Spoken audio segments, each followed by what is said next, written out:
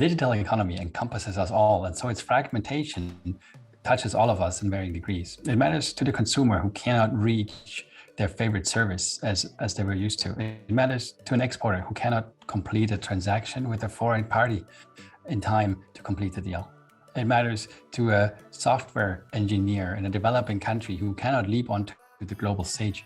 And it matters to innovators because they cannot have access to all the best tools as readily as they would be available otherwise.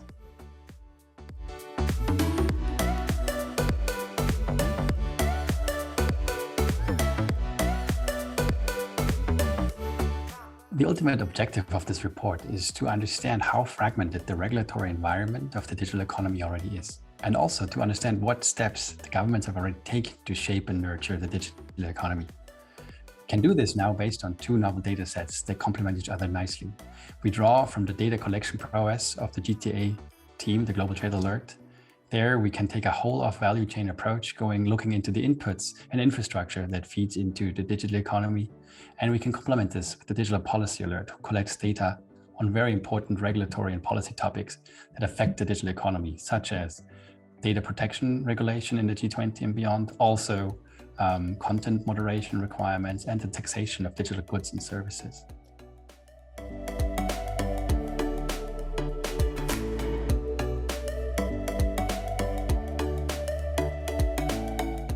Looking at the Global Trade Alert, we can draw from the information on thousands of entries that document government intervention going back to 2009.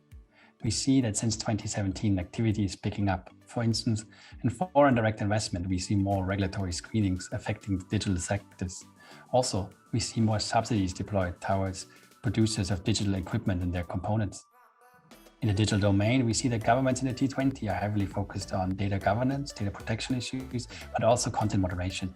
In the report, we have an in-depth analysis that compares the different general data protection laws that have been recently passed in the G20, and we find significant differences, for instance, in the area of user rights or business obligations that are available in these countries.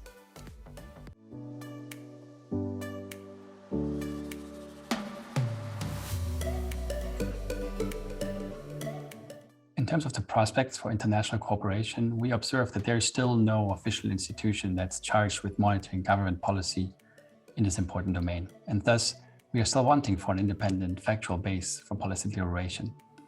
But there is hope. For instance, there is the G20 and the OECD inclusive framework negotiations that are ongoing and that are progressing, although they are still not across the finish line in this very important area of digital taxation.